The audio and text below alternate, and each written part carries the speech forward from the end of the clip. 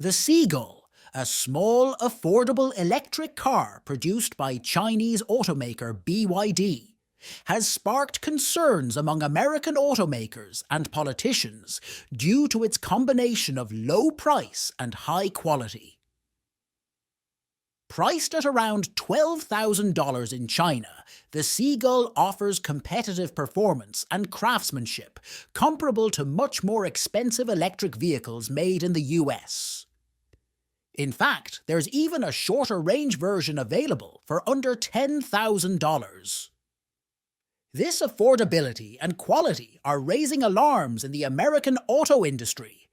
Despite tariffs on imported Chinese vehicles, which currently make it unlikely for the Seagull to enter the US market at its current price, its potential impact is still causing concern.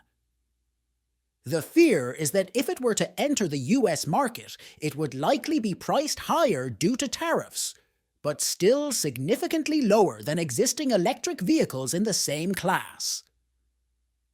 This would pose a serious challenge to American automakers who may struggle to compete on price without sacrificing quality.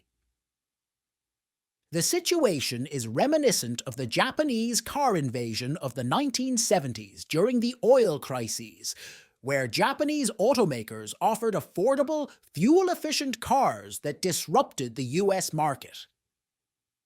Similarly, BYD's entry into the global market with low-priced EVs could shake up the industry, with implications for American jobs and national security, according to US politicians and manufacturers.